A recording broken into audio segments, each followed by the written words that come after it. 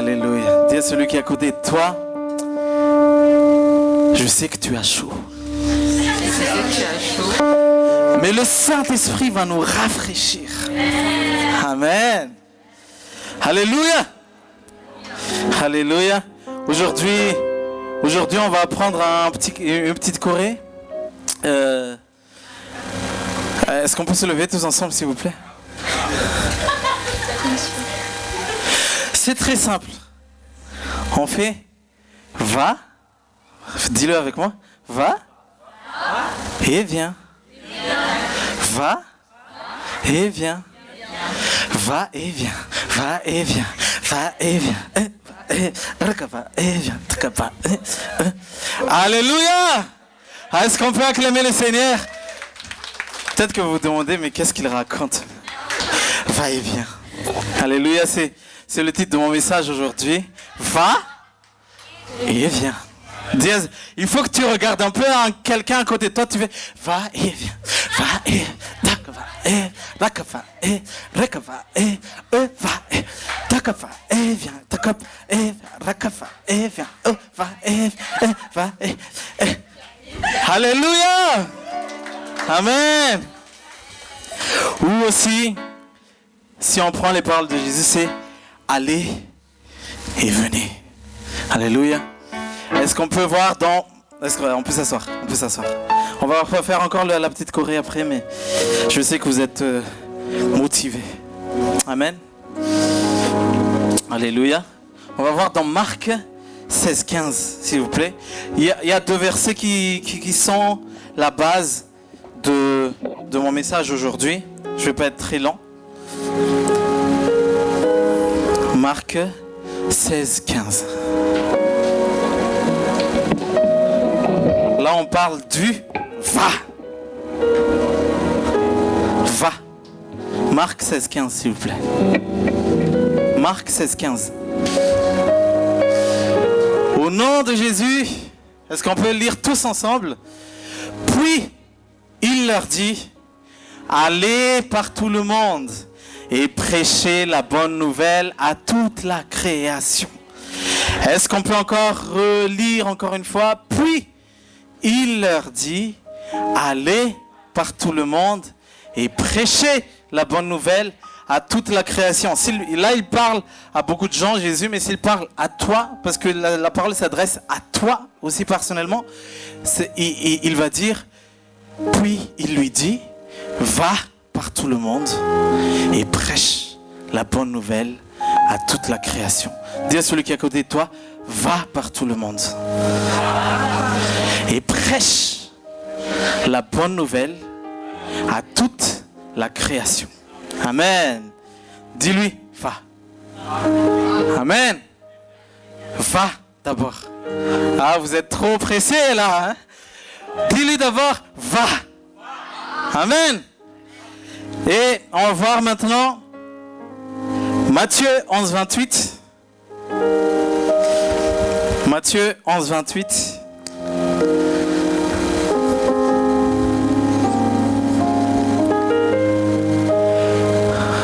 On va lire tous ensemble, au nom de Jésus. Venez à moi, vous tous qui êtes fatigués et chargés, et je vous donnerai du repos. Au nom de Jésus, encore une fois. Venez à moi, vous tous qui êtes fatigués et chargés, et je vous donnerai du repos.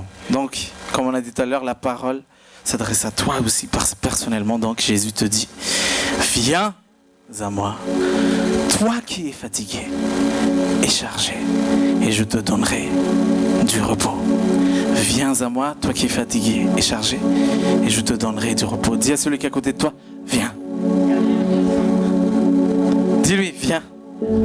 Maintenant, va et viens. Alléluia. Il y a deux versets. Un jour, Jésus dit, allez. Et un autre jour, Jésus dit, venez. Mais c'est quoi la vérité? Vous savez, Dieu Dieu est un Dieu sage. Dieu est un Dieu sage, Dieu est un Dieu... La parole de Dieu dit que le fruit de l'esprit, c'est aussi la maîtrise de soi. Le fruit de l'esprit, c'est aussi la tempérance. Le fruit de l'esprit, c'est aussi la maîtrise de soi. Et Dieu est un Dieu équilibré. La vie chrétienne est une vie équilibrée. Amen. La vie chrétienne est une vie équilibrée.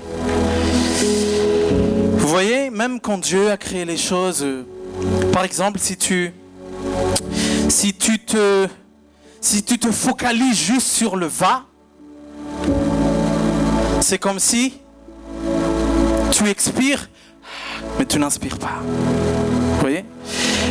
Même quand Dieu nous a créés, pour qu'on puisse être en vie, il y a l'expiration et l'inspiration. C'est-à-dire que c'est quelque chose qui doit être toujours dans la même cadence. Tu ne fais pas... Tu ne fais pas comme ça. Ou comme ça. Tu ne fais pas comme ça. Mais c'est toujours...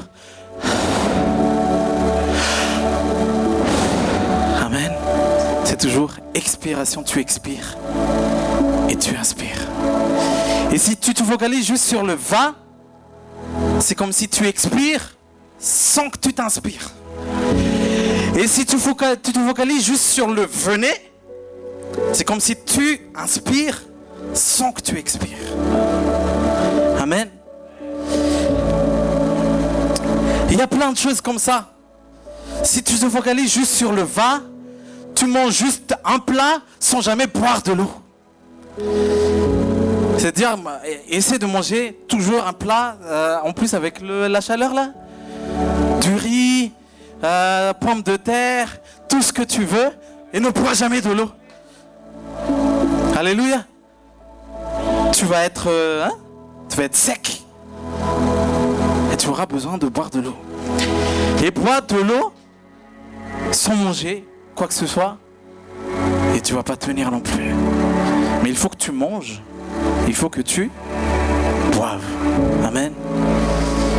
C'est un équilibre. On parle par exemple de la Bible et de la parole de Dieu et de la prière aussi. C'est comme l'expiration et l'inspiration. La prière est très importante. Mais la prière ne peut pas subsister seule sans la parole de Dieu. Et la parole de Dieu est très importante. Mais elle ne peut pas être là juste dans ta vie sans que tu pries à celui qui t'a parlé. Amen. C'est un Dieu d'équilibre. Dis à celui qui est à côté de toi, c'est un Dieu d'équilibre. Quand tu sors de la maison le matin, tu dois revenir le soir. Amen. Tu vas et tu reviens. Amen. Tu ne peux pas sortir et on ne te voit plus, on va te trouver sur les réseaux sociaux pour tes disparus. Si tu vas et tu ne reviens plus. Hein? N'est-ce pas? Ta famille va s'inquiéter si tu sors et que tu ne reviens plus. Et si tu restes toujours à la maison, ta famille va s'inquiéter aussi. Mais qu'est-ce qu'il arrive lui? Pourquoi il est casanier comme ça?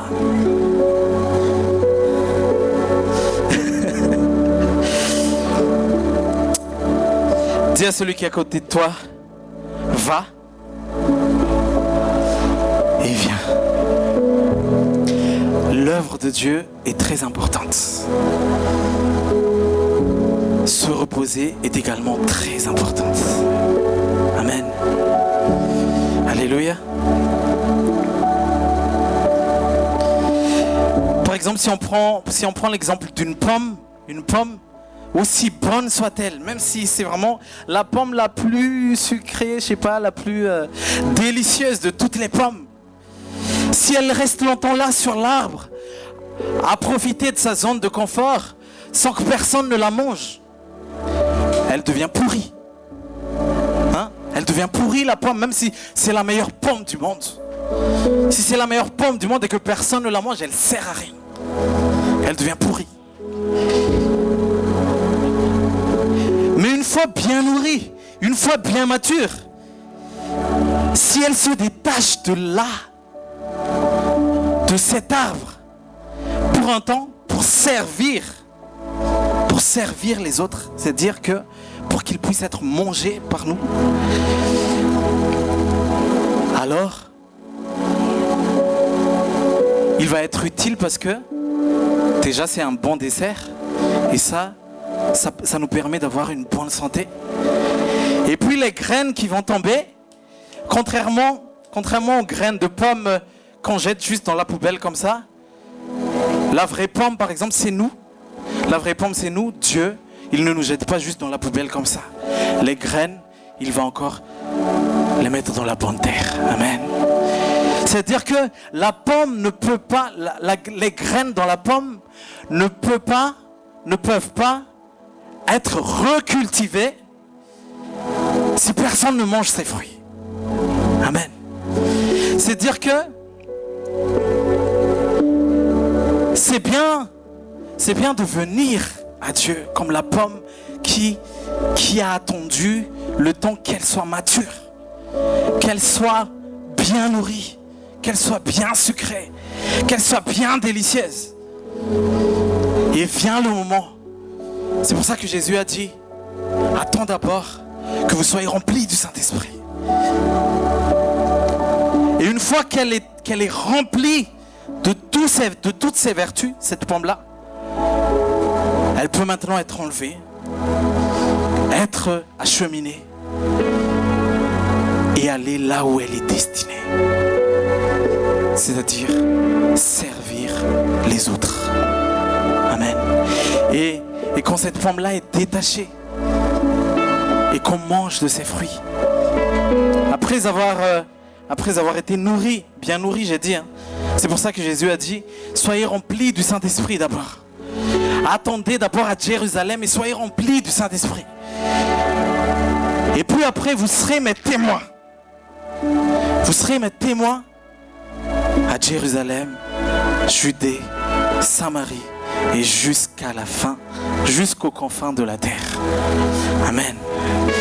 Et c'est la destinée de cette pomme. Il a attendu d'abord. Il n'est pas non plus sorti trop tôt. Il n'est pas non plus sorti trop tôt, sinon elle serait trop matat ou mat. Enfin, elle a bien attendu son heure. Elle a bien attendu sur l'arbre son heure, qu'elle soit remplie de toutes les vertus qui doit la remplir. Et après ça, la pomme va accomplir sa destinée.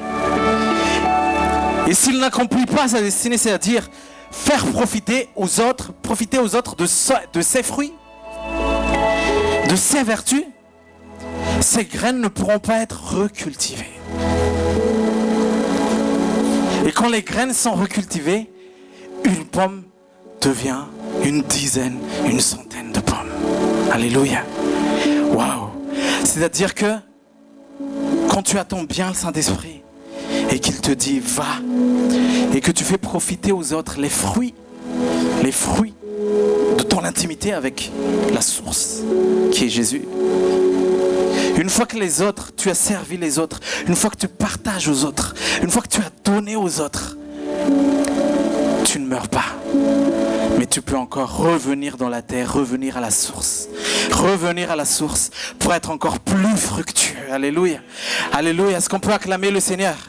C'est pour ça l'importance, tu vas et viens.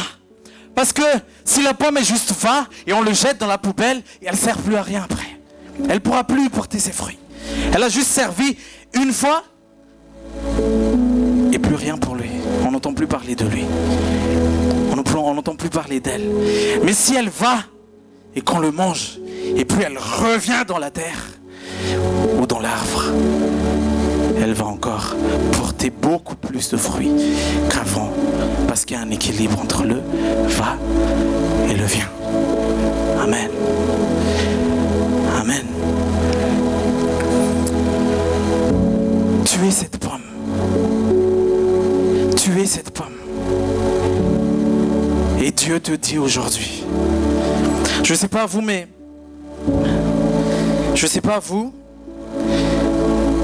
Mais je pense que chacun d'entre nous, je pense que la balance entre le va et le vient n'est pas très équilibrée pour chacun d'entre nous. Même moi personnellement, c'est pas équilibré. Il y en a qui vont être trop dans le va et qui oublient le vient. Et au contraire, il y en a qui vont être trop dans le vient et qui oublient le va. Amen. Vous savez, moi je pense que c'est le déséquilibre entre ces deux choses qui crée les dérives dans l'église.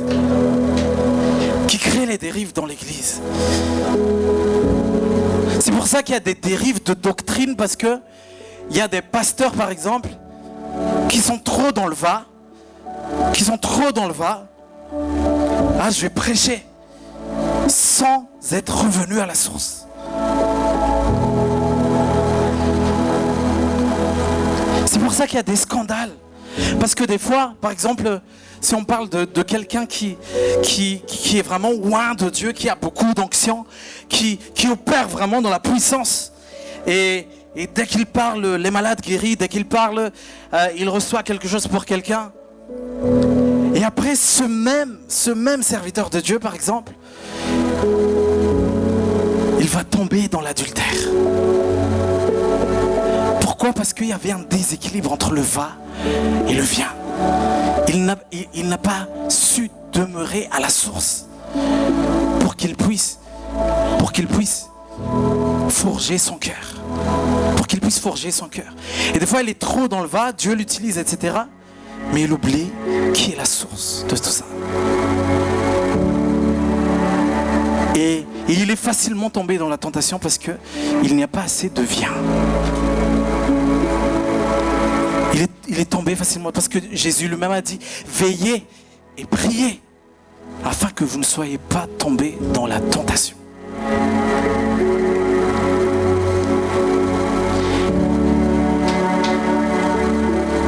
C'est ça qui crée, c'est le déséquilibre entre ces deux-là qui crée la religiosité.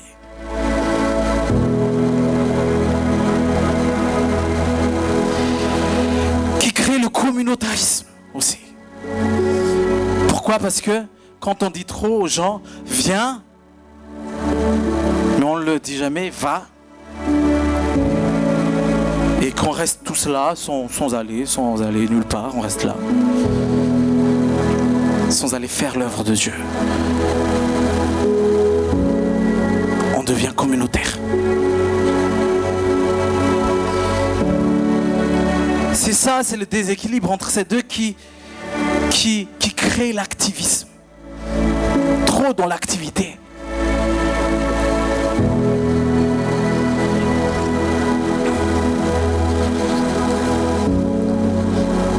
Car il y a un manque d'équilibre entre le va et le vient. Qui peut dire aujourd'hui qu'il a une balance parfaite de ces deux-là ? Qui peut dire ça ? Qu'il a une balance parfaite du va et vient. Peut-être qu'il y en a même parmi vous, ni le va ni le vient, il fait pas. Hein? Ni le va ni le vient. Qui pense à être plus dans le va que le vient? Est-ce qu'on peut être honnête aujourd'hui? Qui est plus dans le va que le vient? Qui, dans sa balance, il pense être plus dans le va que le vient? Moi. C'est tout? Et qui pense être plus dans le vient que le va? Dans le vient que le va. C'est-à-dire qui prie, qui est dans l'intimité avec Dieu, mais ne partage jamais Jésus, par exemple, ou voilà. Ou qui ne fait jamais l'œuvre de Dieu. Qui est plus dans ça? Ok. Et vous Mais moi je connais quelqu'un qui a une balance parfaite de ces deux-là. Vous connaissez qui? Hein? Jésus. Jésus, le grand maître, est-ce qu'on peut acclamer le Seigneur? Alléluia. Oh, il est fort celui-là. Hein. Il est fort, vraiment, vraiment. Vraiment, il est trop fort. Il a vraiment une balance parfaite de ces deux choses, du va et du vient. Alléluia. Parce que, comme des fois, vous voyez, comme par exemple, quand on était à Madab, il y avait les pianges là. Pendant 4 heures. Le démon, il sort pas. En 4 heures, il sort pas.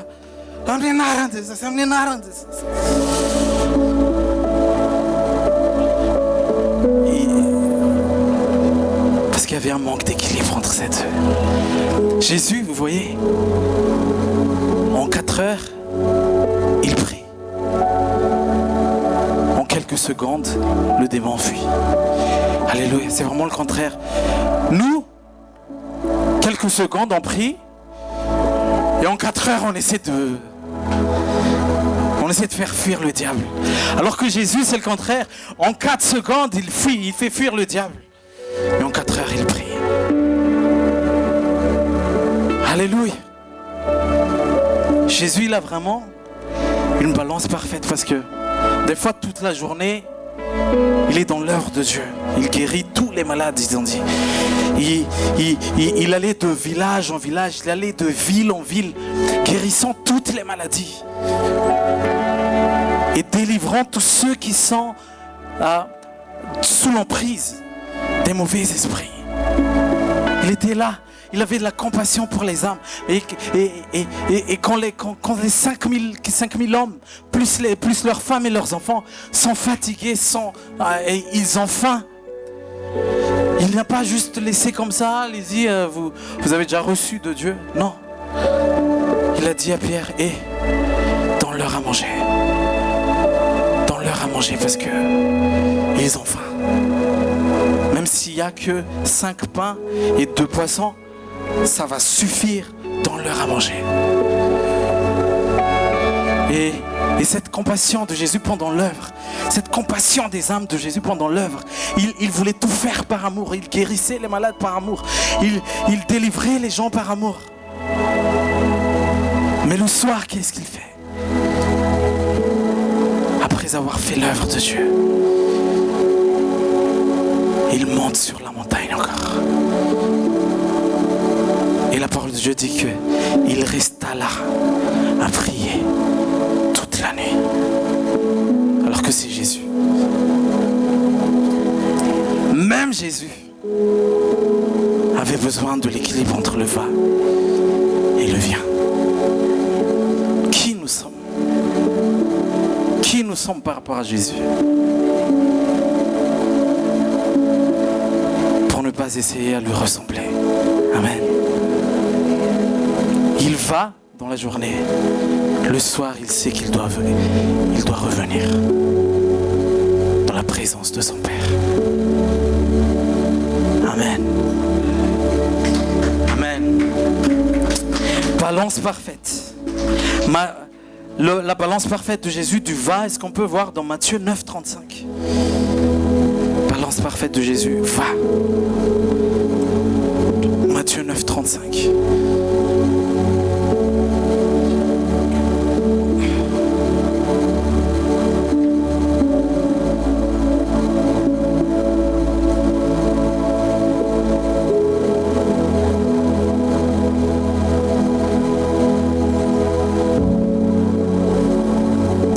De Jésus, voilà, Jésus il va, c'est ce qu'on doit faire aussi. Jésus parcourait toutes les villes et les villages, enseignant dans les synagogues, il enseigne, il prêche, prêchant la bonne nouvelle du royaume et guérissant toute maladie et toute infirmité. Jésus parcourait toutes les villes, c'est-à-dire qu'il était vraiment genre, c'était un sportif Jésus.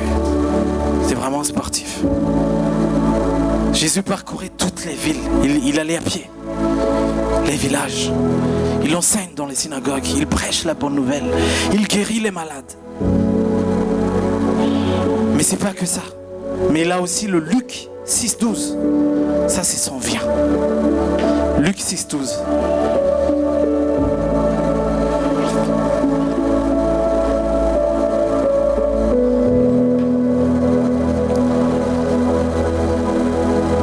Luc 6,12.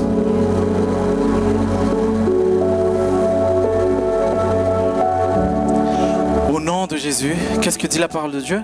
Ça, c'est le vient de Jésus. En ce temps-là, Jésus se rendit sur la montagne pour prier. Et il passa toute la nuit à prier Dieu. Amen. Dis à celui qui est à côté de toi, même Jésus aussi, il a fait la courée. Il a fait quoi? Va et viens. On va se lever un peu parce qu'on dirait que vous allez dormir. On va se lever s'il vous plaît. Et tourne vers quelqu'un encore une fois. Dis-lui, va et viens. Va et viens. Va et viens. Va et viens. Va et viens. Va et viens. Va et viens. Va et viens. Amen. Est-ce qu'on peut acclamer le Seigneur? Amen. On peut s'asseoir. On va continuer.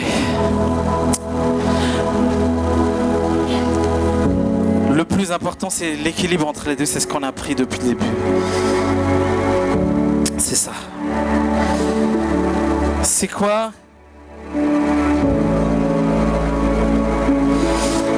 C'est qu'est-ce qui se passe quand les deux ne sont pas équilibrés? Quand le va est trop important par rapport au vient. On a ce que c'est moi qui je l'ai inventé pendant la préparation de ce message. C'est quand on est trop dans le va, sans du tout prendre en compte le vient, on a ce qu'on appelle le syndrome de Samson. Le syndrome de Samson. Samson. Vous allez me dire pourquoi. Dans l'histoire de Samson, quand je l'ai lu, je ne l'ai jamais vu prier Dieu ou s'adresser à Dieu une seule fois. Enfin, je vais revenir après. Je vais y revenir après. Pendant toute sa vie, jusqu'à la presque fin, je ne l'ai jamais vu prier Dieu. Samson, je ne l'ai jamais vu prier Dieu. Par exemple, quand on lit l'histoire des autres personnages bibliques, les héros de la foi, comme on dit, on peut voir quand même que beaucoup de passages, il y a beaucoup de passages où il s'adresse à Dieu. Ézéchiel, David avec les psaumes, Abraham, il parle à Dieu. Moïse, il parle à Dieu. Mais Samson, je ne l'ai jamais vu prier Dieu. Alors qu'il était choisi par Dieu. Donc il opérait vraiment dans son action avec puissance parce que Dieu était avec lui. Mais jamais il s'adressait à Dieu.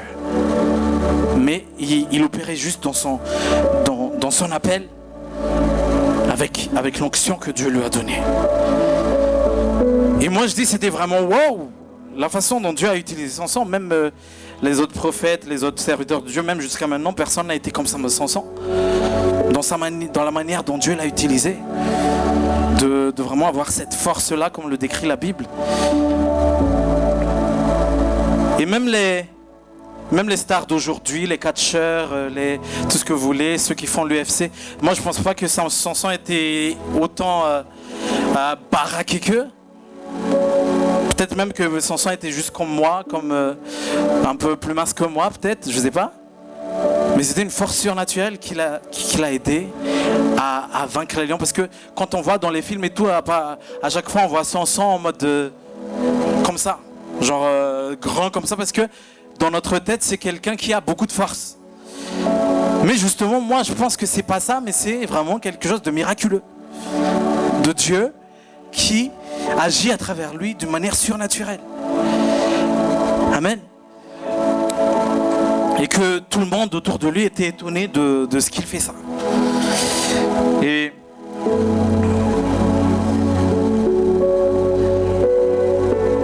c'est quelqu'un qui manifestait la puissance de Dieu dans toute sa splendeur. C'est vraiment quelqu'un qui est choisi. Et tout simplement, ça aussi c'est déjà l'image de la grâce de Dieu, tout simplement parce que Dieu l'a choisi. Dieu l'a choisi. Peut-être que moi j'ai dit qu'il priait jamais Dieu. Après je ne sais pas ce qui n'est pas écrit dans la Bible, mais en tout cas, sur l'histoire des autres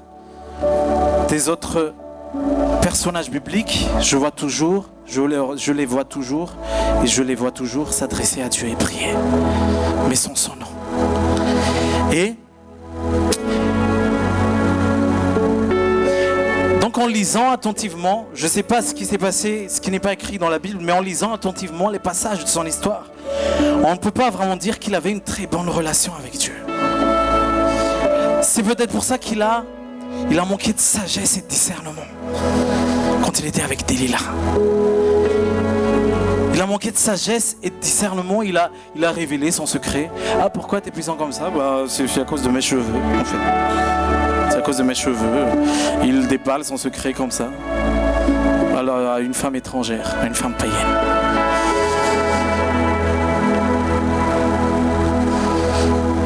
Et c'est pour ça qu'il a manqué peut-être de sagesse et de discernement, et il est tombé dans les bras de Delilah. Avec les lèvres de Delilah, qui en apparence douce, mais trompeuse. Trompeuse. Il n'était pas complètement dans le bien. Voilà pourquoi il n'a pas vraiment reçu la sagesse de Dieu. Qu'il ne devait pas dire ça à Delilah. Et qu'il ne devait même pas être avec Delilah déjà. Parce qu'il n'avait plus cette vision de Dieu, cet discernement de Dieu, cette sagesse de Dieu.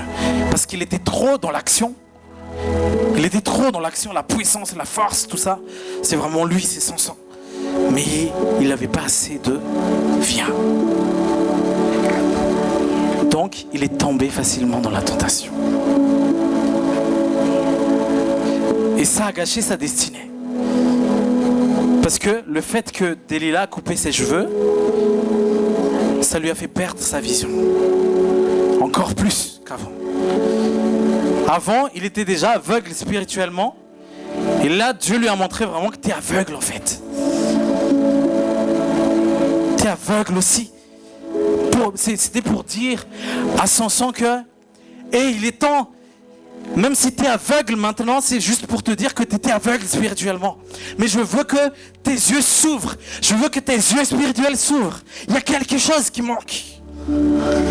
Samson, il y a quelque chose qui manque.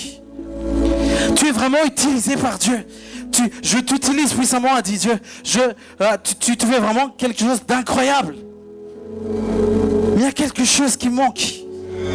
Tu me manques, a dit Dieu. C'est notre relation qui manque. Ok, tu fais plein de choses, mais il y a le lien qui manque, a dit Dieu, quand il a perdu sa vision. Et là,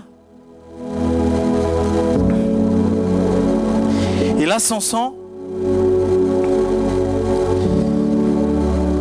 et là il a repris ses esprits, il a dit, c'est un message de Dieu que je suis aveugle spirituellement.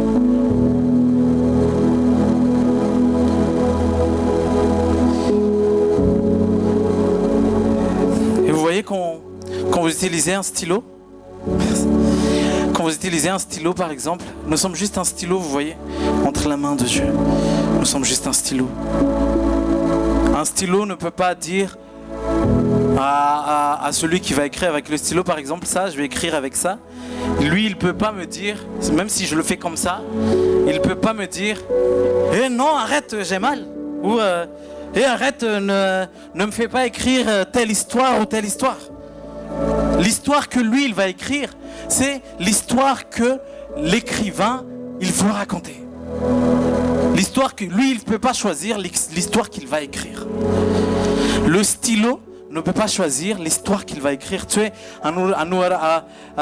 vas pas écrire un roman par exemple, et lui il va dire ah moi je vais pas écrire parce que moi je veux un thriller par exemple. Non. Si tu veux écrire un roman avec ça, il n'a pas le choix, il doit écrire un roman. Et nous sommes un stylo entre les mains de Dieu. Dieu est l'écrivain. C'est Dieu qui choisit l'histoire que tu vas écrire. Amen. Et il y a des moments où, par exemple, je ne sais pas vous si vous avez fait ça quand on était petit et on prête le stylo à quelqu'un, il va, et après on dit à la personne hey, le stylo s'appelle reviens. Hein? Donc même le stylo il va et il vient. Amen. Et à travers l'histoire de Samson, on peut apprendre que quelle que soit notre onction, quelle que soit la puissance ou la dimension dans laquelle on opère, le nombre de malades guéris quand nous parlons, Samson il était incroyablement puissant. Le nombre de followers sur les réseaux sociaux. Sache que nous avons toujours besoin de revenir à la maison. Nous avons besoin de revenir à la source, quelle que soit l'onction, quelle que soit la façon dont Dieu t'utilise. Mais tu as besoin de revenir. Amen. Et je vous ai dit que je n'ai jamais vu Samson faire une prière à Dieu. Mais en fait, si. Une seule fois. Une seule fois. À la fin de sa vie. Quand il a été, comme je vous ai dit tout à l'heure, en fait, il était aveugle spirituellement. Et Dieu a dû le faire vraiment aveugle physiquement pour qu'il comprenne qu'il est aveugle spirituellement. Et jusqu'à sa mort, il était aveugle physiquement, mais ses yeux spirituels ont rouvert.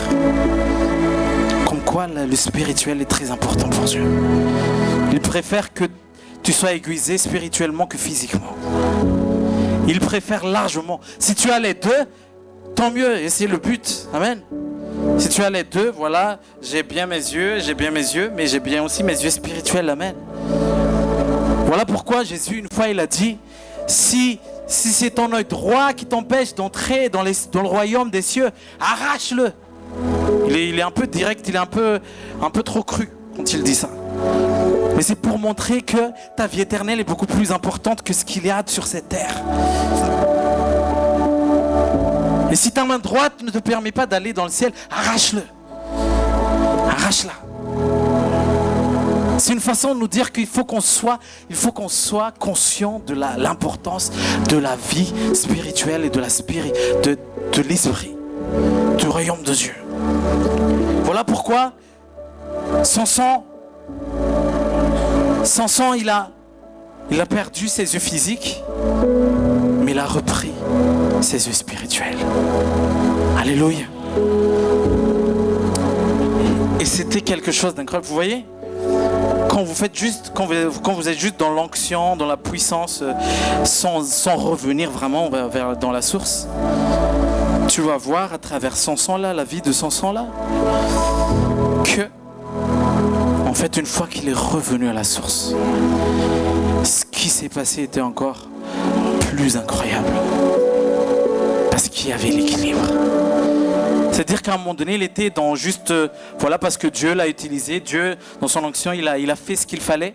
Voilà. Mais en fait, le seul jour, il est revenu. Il n'était plus dans le va excessif. Mais il s'est rendu compte que, il faut aussi que je rentre dans le vient. Une fois seulement. Ça a produit des fruits incroyables. On peut voir ça dans Juge 16. Regardez ce qui s'est passé quand une fois il s'est adressé à Dieu. La première fois. Où il n'était pas juste dans son mukundu à faire son truc. Mais une fois où il est conscient qu'il y a un Dieu. Il y a un Dieu à qui je dois revenir. Je suis trop dans le va, il a dit. Il faut que je rentre dans le vient. J'ai regretté de ne pas être dans le vient toute ma vie. Mais maintenant, je suis conscient que je dois être dans le vient. Et quand il était dans le vient, voilà ce qui s'est passé. Juge 16, 28. Juge 16, 28. Voilà, c'est la première fois qu'il invoqua l'Éternel, dans la Bible en tout cas. C'est la première fois. Au nom de Jésus, alors Samson invoqua l'Éternel et dit: Seigneur éternel, souviens-toi de moi, je te prie. Ô Dieu, donne-moi de la force seulement cette fois, et que d'un seul coup je tire vengeance des Philistins pour mes 2 yeux. Et après, voilà ce qui s'est passé une fois qu'il s'est adressé à l'Éternel, contrairement à ce qu'il a fait toute sa vie. 19. Contrairement à ce qu'il a fait toute sa vie. Et Samson embrassa les 2 colonnes du milieu, après avoir prié, sur lesquelles reposait la maison. Et il s'appuya contre elles. L'une était à sa droite et l'autre à sa gauche. 20.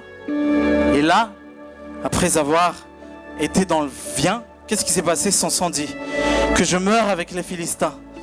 Je pense qu'il ne devait pas dire ça à ce moment-là, mais il se pencha fortement et la maison tomba sur les princes et sur tout le peuple qui y était.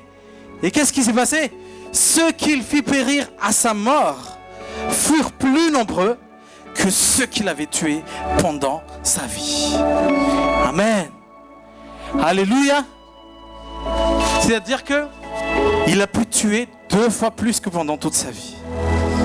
Une fois qu'il avait plus de force que pendant toute sa vie. Juste en une seule prière. Comme quoi, l'équilibre entre le va et le vient est très important. Une fois que Samson, il était conscient de son intimité avec Dieu qui doit se mettre en place. Dieu a fait tellement plus.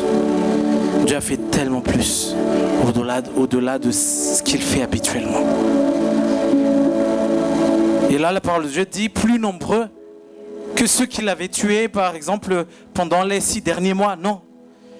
C'était plus nombreux que ceux qu'il avait tués pendant sa vie. Sa vie tout entière. Sa vie tout entière. En une seule prière, Dieu a fait le double. Dieu a fait le double de tout ce qu'il a accompli pendant sa vie. En une seule prière. Et ça fait longtemps que Dieu attendait ce moment où Samson lui adresse ses prières. Alléluia. Pourquoi on doit aller, mais aussi revenir? C'est parce que on ne fait pas tout ça par notre force, ni par notre puissance, mais par mon esprit, dit l'Éternel des armées. Amen. Amen, amen. Fais l'œuvre à laquelle Dieu t'a appelé. Fais l'œuvre à laquelle Dieu t'a appelé. Avec zèle et passion. Sois comme Jésus, il allait dans toutes les villes, dans tous les villages. Il guérissait les malades. Il faut que tu aies la compassion des âmes. Va faire l'œuvre à laquelle Dieu t'a appelé. Avec zèle et passion, gagne beaucoup d'âmes. Amen. Qui dit amen à ça? Gagne beaucoup d'âmes. Libère les captifs. Amen. Restaure les cœurs brisés. Console ceux qui sont tristes. Aide ceux qui sont dans le besoin. Aide-les par la prière. Aide-les par des mots d'encouragement. Aide-les par des versets. Mais aide-les aussi financièrement, matériellement. Aide-les avec tout ce que tu peux. Amen. C'est ça l'œuvre de Dieu. Encourage ceux qui sont affaiblis. Donne à ceux qui n'en ont pas. Guéris les malades, ressuscite les morts. Et avec tout ça, tout ce que tu fais l'installation, installe la batterie, installe le clavier. Tu es musicien, joue les chants qu'on t'a donnés. Tu es chanteur, chante les chants qu'on t'a donnés. Mais avec tout ça, Tu accueilles, accueille bien les gens. Avec zèle et passion, avec amour. Amen. Avec sourire. Mais un peu de sourire là, on dirait. Alléluia. Mais avec tout ça, avec toute cette œuvre de Dieu, demeure dans la présence de Dieu. Sois amoureux de la parole de Dieu. Même si vraiment la façon dont Dieu t'utilise, c'est vraiment...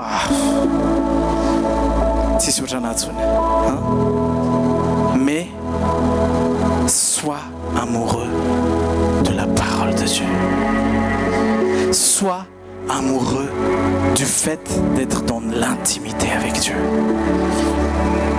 Sois amoureux de la vérité. Sois un homme, sois une femme de prière. Sois un intercesseur. C'est pas juste pour les intercesseurs de l'église, mais pour tout le monde. Sois un intercesseur. Sois un adorateur même dans le secret. Recherche le cœur de Dieu, pas juste sa main, mais recherche aussi sa main, et pas juste son cœur. Les deux doivent aller ensemble. Amen. Aie un cœur pur. Sois intime avec Dieu. Sois en relation profonde avec Dieu. Fais l'œuvre de Dieu et demeure dans sa présence. Et vous voyez, les deux plus grands commandements de Jésus, c'est le va et le viens. Pourquoi? Parce que quand il dit aime ton Dieu de tout ton cœur, de toute ton âme, de toutes tes pensées, de toute ta force, il parle du viens. Aime ton Dieu de tout ton cœur, de toute ton âme, de toutes tes forces. C'est vraiment un plaisir pour toi d'être en intimité avec ton Père. Aime-le passionnément, avec zèle, avec passion, avec enthousiasme. Aime-le. Fais ce qui lui plaît même dans le secret. C'est ça, aimer Dieu. C'est celui qui fait mes commandements. C'est le plus grand commandement, a dit Jésus. Mais il y a un autre commandement aussi qui est semblable à ça. Aime ton prochain comme toi-même. Va. Amen. Aime ton Dieu de tout ton cœur. Viens. Aime ton prochain comme toi-même. Va. Alléluia. Amen. Est-ce qu'on peut acclamer le Seigneur?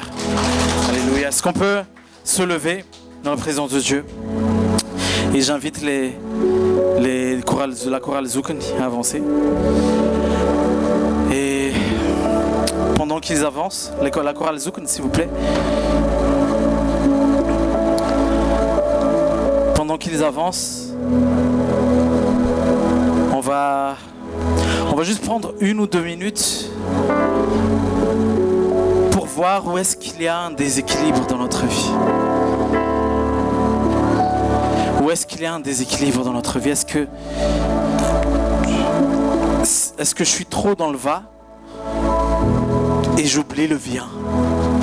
Ou est-ce que je suis trop dans le viens et j'oublie le va?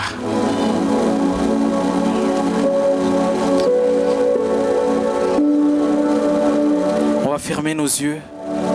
On va fermer nos yeux et on va juste faire une petite rétrospection de nous-mêmes. Seigneur, est-ce que je suis trop dans l'activisme? Est-ce que je suis trop dans les activités et j'oublie de revenir à la source? J'oublie de revenir à la source comme la pomme qui est pourrie ou qui ne porte pas de fruits s'il ne revient pas à la source. Ou comme Samson qui n'a jamais su le double, qui n'aurait jamais su le double s'il n'est pas revenu à toi.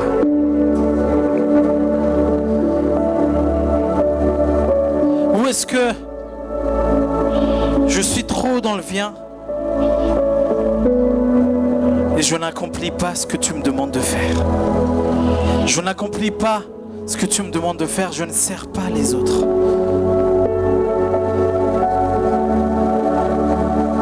Je ne fais pas profiter aux autres les fruits que toi tu as cultivés en moi. Les autres ne mangent pas de mes fruits alors que je suis le sel de la terre qui doit donner la saveur dans la vie des autres. suis trop dans le va, apprends-moi à revenir vers toi. Si je suis trop dans le vient, apprends-moi à aller partager ta lumière et partager la bonne nouvelle autour de moi. C'est pour ça aussi que tu m'as destiné.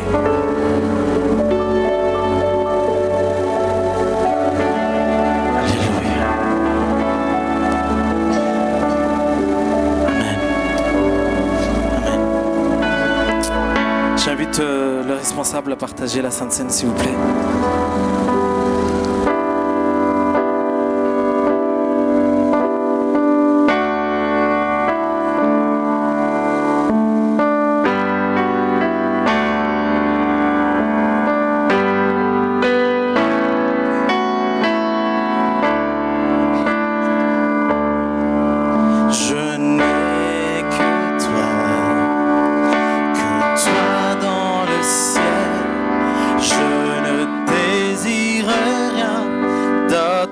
Que toi sur la terre, si je suis faible, même si je tombe, Dieu est le soutien de mon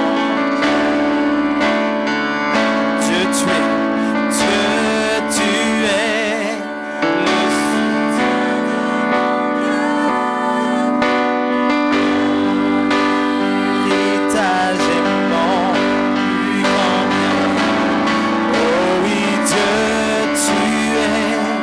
Le soutien de mon cœur, près de toi je me sens bien. Et que toi dans le ciel, je ne désire rien d'autre que toi sur la terre. Si je suis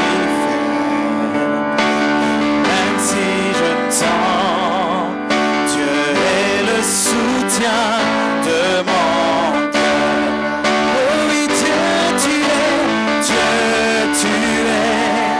le soutien de mon cœur. Mon héritage et mon plus grand bien. Oh oui, Dieu, tu es le soutien de mon cœur.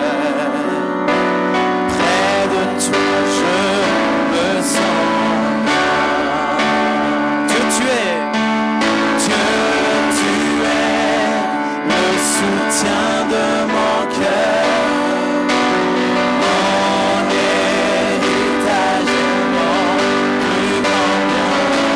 Oh oui, Dieu, tu es le soutien de mon cœur. Près de toi, je me sens bien. Près de toi, je me sens bien.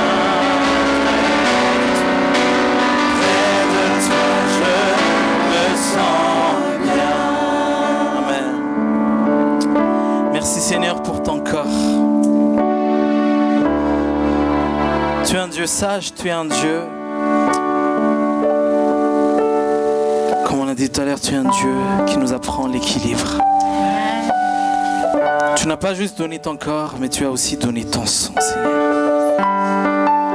Merci pour ton corps brisé. Merci pour ton corps brisé, meurtri, pour notre guérison, pour notre excellente santé. Merci Seigneur parce que par ton corps, nous sommes restaurés. Ton corps est beaucoup plus efficace que tout autre médicament. Ton corps nous guérit, ton corps nous restaure. Et c'est un corps incorruptible, où la maladie ne peut régner. C'est un corps incorruptible où la corruption ne peut régner, où la douleur ne peut régner. Nous mangeons ton corps avec foi, Seigneur, au nom de Jésus. Amen.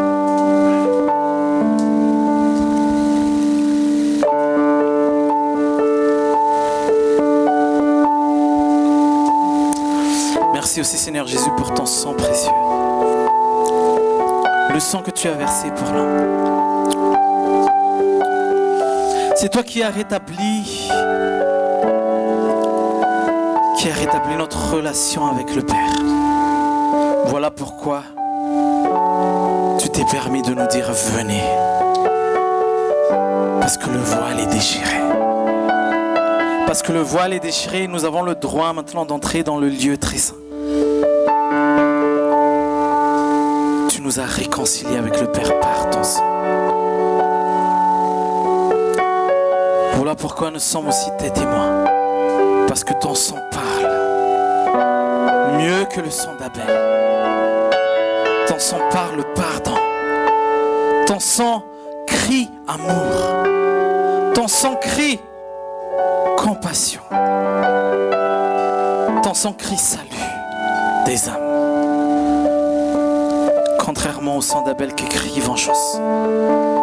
Ton sang crie amour et victoire. Et c'est notre identité. Nous buvons ce sang avec la conscience de notre identité parce que nous sommes ton Fils. Au nom de Jésus. Amen.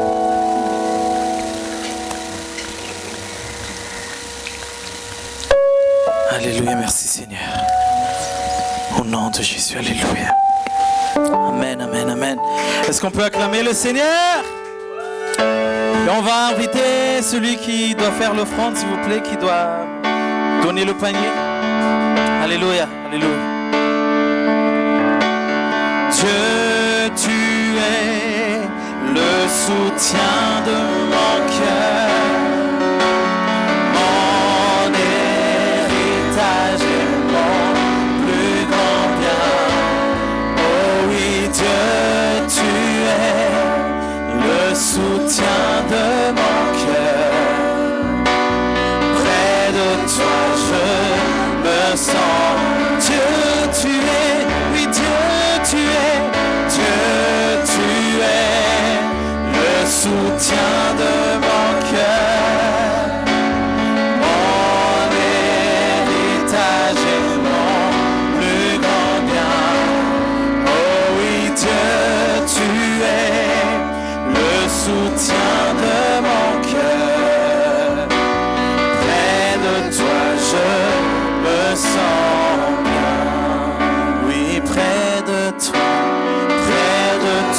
je me sens bien. Oui, près de toi je me sens bien. Alléluia! Amen! Amen! Dis à celui qui est à côté de toi, va et viens. Va et viens. Tous ensemble, va et viens. Va et viens. Va et viens.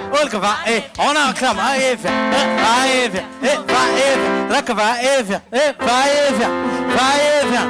Va et viens. Va et viens. Est-ce qu'on peut acclamer le Seigneur et pousser les cris de joie? Attention, hein. C'est pas juste une formule. Ça doit être notre vie quotidienne. Amen.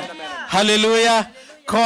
Dès que tu sors de là, dans ta tête, c'est va et viens. Amen. Et tu danses en même temps dans la rue, va et viens. Va et viens. Amen. Alléluia.